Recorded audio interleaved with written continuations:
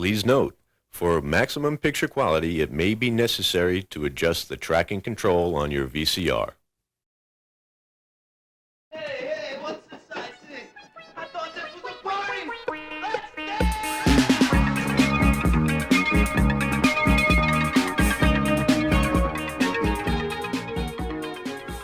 I'm going to start this video series with a simple, straightforward proposition. I don't know about you, but when I hear an 80s song, I can often immediately place it to the 80s decade. A lot of 80s music has an aesthetic. It has a sound that locates itself in a certain time. There's something about it that is often recognizable, whether it's the instruments or the synthesizers or the arrangements. And within that 80s music aesthetic, there's a small subset of music that has an extra layer of something.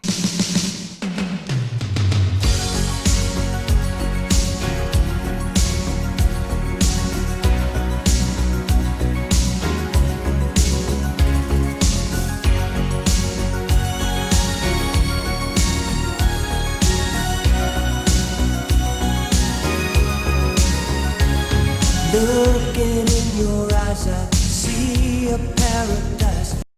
In the 90s, we would have called it cheesy. Let them say we're crazy. I don't care about that. Put your hand in my hand, baby. Don't ever look back. It has an innocent purity, a naive optimism. It has direct lyrics that express unambiguous emotions.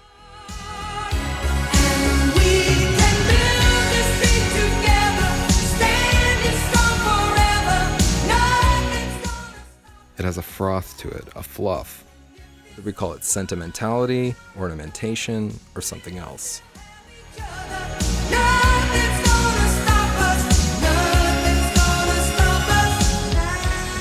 While some elements of the 80s music aesthetic, such as the synthesizer, can be explained by simple technological advancements and musical trends, this sentimental ornamentation, this cheesy froth, can't be explained away so easily.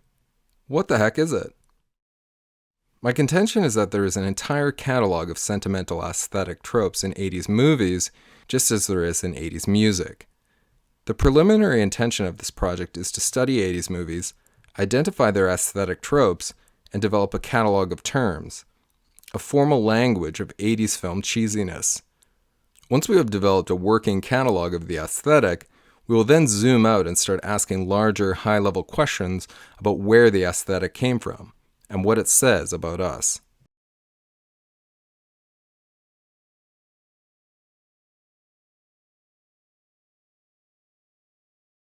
I'm going to begin by defining the term cultural misalignment. Cultural misalignment occurs when you experience a cultural product in a different cultural context than the original context that it was created in. To give you an abstract example, when Marty first arrives in 1955, he experiences the cultural products of his 50s surroundings through his contemporary understanding. He experiences them through the lens of a different cultural context. The cultural products in his immediate surroundings generate a response in him because they are different compared to his understanding of what they are in his own time. The Texaco station is a good example, because the cultural product of the service station is performing completely differently in this context compared to how it does in the context that Marty is used to. This abstract example is what we're going to be doing with 80s movies. We're going to look for scenes where we experience cultural misalignment, like Marty observing the Texaco station, and we'll understand that when we have an internal response like this, perhaps it's because we are experiencing a difference between 80s culture and our present day culture. Now, as an example of cultural misalignment in 80s film, I'm going to show you the trailer for Rocky IV from 1985, starring Dolph Lundgren and Sylvester Stallone. I'm using this trailer not just because it is one of the most spectacular teaser trailers of all time, but because it is an extreme caricatured example of cultural misalignment, and thus helps to explain my concept clearly. My name is Tarago. I'm a fighter from the Soviet Union. I fight all my life and I never lose. Soon I fight Rocky Balboa, and the world will see his defeat.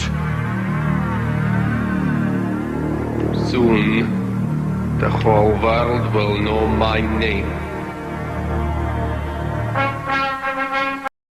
What immediately stands out is Ivan Drago's exaggerated emotional tone and his selection of unambiguous, direct, dramatic words. There's absolutely no ambiguity in what he is saying. The narration immediately stands out because there is cultural misalignment between 1985 and our present day in terms of how trailer narration is typically done. Then, as we watch Rocky train, we see that the background is completely washed out to black, which drifts towards being dreamlike or fantastical. This choice also reduces the possibility of any background contents distracting from the clear message that is being made to the audience, which is, Rocky is the hero, and he is doing heroic things. Notice that Rocky is wearing white boxing gloves, unlike the colored gloves he wears in the movies, which is perhaps a subtle way to further drive home the point that Rocky is the hero here. Then, if perhaps you are still not convinced of the significance of this upcoming match, the boxing gloves explode.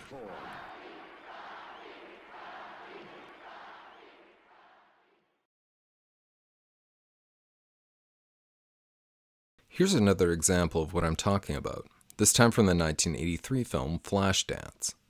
Alex is a welder who dances in the evenings, and her dream is to become a professional dancer, although she has no formal training and did not attend a formal dancing school. So what's a dancer doing working as a welder? Girl's gotta make a living. At this point in the movie, she has applied for an audition at a Pittsburgh Ballet Academy.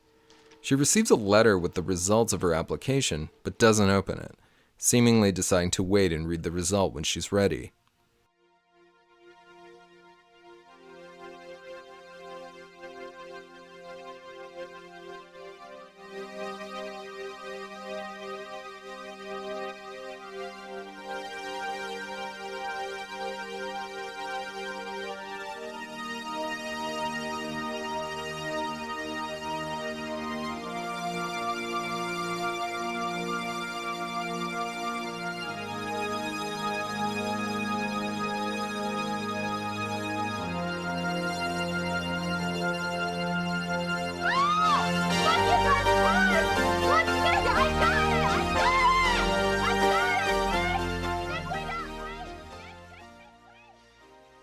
Notice a few things about this. All of the sound effects of her activity in this scene are muted and silent. The only audio we hear is the instrumental music, and it builds anticipation in us as a viewer. The instrumental music makes us expect some sort of emotional payoff.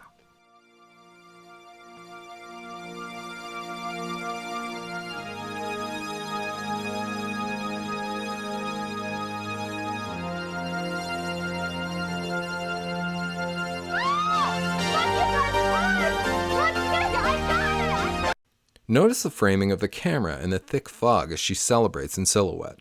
Both of these elements serve the sentimentality of the scene, streamlining the positive feelings and emotions for the viewer's reception. Today, we can feel the separation between us and the film. This is what I'm calling cultural misalignment. Watching this today, our suspension of disbelief is broken because of the scene's use of exaggerated emotion and sentimentality. We can imagine how this type of scene would be created differently in our present day. The sentimentality of this scene is misaligned with how our current context uses emotion in film. What does the use of sentimentality, excess, and ornamentation in this scene reveal about the 80s cultural context at that time? By highlighting a scene, breaking it down into its components, and analyzing it formally, we can take note of the visual communication and ask about its intentions. Why did audiences find this palatable and appealing? Why do audiences reject this now, or at least receive it differently? What does that tell us about audiences in the 1980s? And what does that tell us about ourselves today? I'm going to show you a scene from The Postman, directed by Kevin Costner in 1997. I was just 13 when the film was released, but I remember it receiving scathing reviews from critics. And it was a huge bust at the box office, effectively ruining Costner's status as a top-billing Hollywood actor. Given its exaggerated reputation as one of the worst movies ever made, I watched it recently out of curiosity. Check out the contemporary relevance of this premise. The Postman is set in the year 2013, when democracy has collapsed due to a catastrophic event. A tyrannical leader who is also racist has built up a foundation of power, both politically and militarily, and roams around the continent exerting power upon innocent townspeople whose political agency has become so reduced that they simply obey orders in fear. Kevin Costner plays a postman who forms a resistance with an old United States post office uniform, and, building a movement of hope and free speech, saves democracy for the restored United States of America. Sound familiar? Full disclosure, I completely loved The Postman. Yes, it is definitely flawed, but what many would consider to be its flaws are the traits that I found fascinating to think about. Although this video series is about the 80s aesthetic, The Postman was released in 1997. But I'm including it here because Kevin Costner's movie, at times, seems to be a weird remnant of patterns that appear in 80s movies. It has unidimensional characters, clear divisions between good and quote-unquote evil, heavy sentimentality, and uses techniques like the slow motion camera to increase the viewer's emotional response. It's as if Kevin Costner made an 80s movie and then dropped it into a 90s context that had already evolved beyond it and had rejected those norms. Hey! Ride, postman! Ride! You hear me? I said ride! Fire!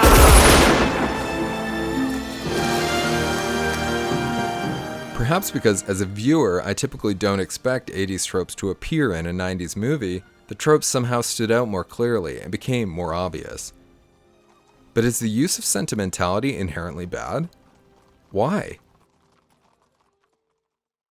I found one of the Postman's scenes so conflicted and bizarrely intriguing that it began this entire project for me. At the end of the film, it is now the year 2043. Kevin Costner's Postman character has saved democracy with a movement of hope and freedom of speech. The state of Oregon is honoring the life of the Postman with a statue in a public park. The statue commemorates a scene from earlier in the movie in which a young boy passes a letter to Kevin Costner as he rides by on his long-distance delivery route. In the scene, the statue dissolves into that previous exchange, and the young boy holds out his hand to pass the letter to Kevin Costner.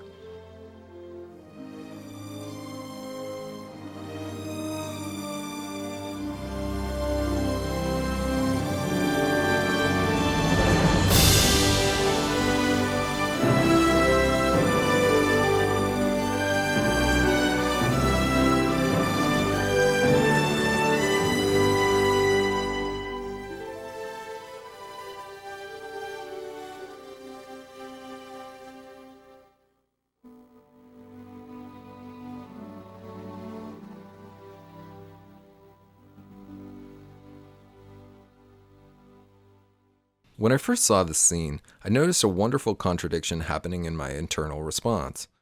On the one hand, I was instinctually turned off by the sentimentality, the combination of the slow motion camera, the cinematic score, and the boy's smiling face is in some ways difficult to watch with a straight face. There was an instant automatic feeling of rejection within me. It felt kind of like an instinctual repulsion. On the other hand, I quickly recognized how I'd been repulsed by the sight of a smiling, laughing child, and immediately questioned myself, am I now so poisoned and cynical that I can't even see a smiling kid without being repulsed? What on earth is wrong with me? Am I now so toxic? What could be more genuine and important in our culture than, at our core, being able to respond positively to a happy child? The fact that I was repulsed by this, I felt, was remarkably interesting. We can't simply dismiss this scene as being bad acting either. Here's a scene from She's Having a Baby, a comedy directed by John Hughes in 1988. In this scene, Kevin Bacon, a perfectly fine actor, has been told that the unborn child inside his wife is rotated 180 degrees, and thus there may be complications during childbirth. In this montage, Kevin Bacon sits in the hospital waiting room and worries about his wife and child's health.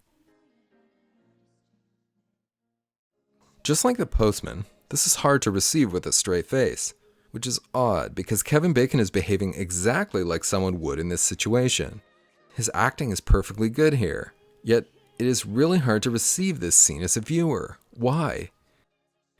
I've experienced death in my family and other really serious things. I have sympathy for anyone experiencing something like this. I have certainly done my fair share of crying and don't see it as any sort of weakness. Yet still, I can't receive this scene cleanly. Why? Why were skilled directors utilizing techniques that are now so difficult to receive as a viewer? Is it possible that the audience of 1988 is different from the audience of today? When I was living in the Middle East a few years ago, I read a book by Douglas Copeland called The Age of Earthquakes. There is a spread inside that reads, "The 89-plus generation, born after the Berlin Wall came down and the Tiananmen Square protests erupted, have grown up entirely within a world of failing economics and politics. They sentimentalize nothing." Copeland's statement makes sense. The 89-plus have known only decay, political decay, environmental decay, economic decay. And within the context of these scenes from The Postman and She's Having a Baby, it's hard to imagine Copeland's 89-plus generation finding pleasure in one-dimensional sentimentality without some sort of instinctual rejection.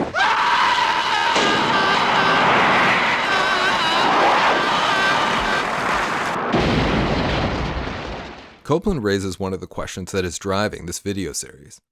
Is it fair to ask if millennials and Generation Z relate differently to sentimentality than those in 1997, 1987, 1977?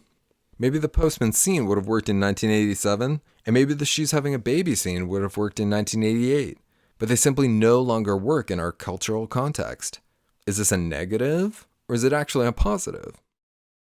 Is it possible that due to advancements in technology, millennials and Generation Z have a heightened awareness of what is happening globally, and thus have an increased empathy that makes it hard to engage with sentimentality compared to previous generations?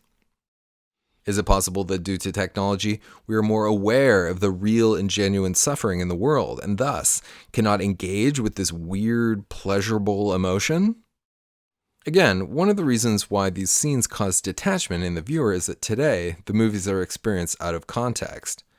Due to cultural misalignment, there is a difference between the cultural context in which they were created in 1997 and 1988 and the cultural context in which they are viewed today.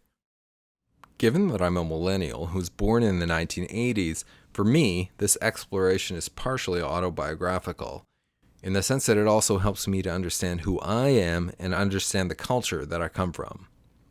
I'm going to begin this project by analyzing movies from the 1980s and highlight scenes that I feel contain possible instances of ornamentation, excess, and sentimentality. As we go through dozens of films, we will begin to notice patterns in the repetitions of the cheesy tropes of the 80s aesthetic. And as we do, I will build a reference catalog of these tropes with a vocabulary of specific terms. Once we have developed this catalog of tropes, we can begin to explore high-level questions about the 80s aesthetic. Where did these tropes come from? What conclusions can we draw from them? And what does it tell us about our culture and ourselves?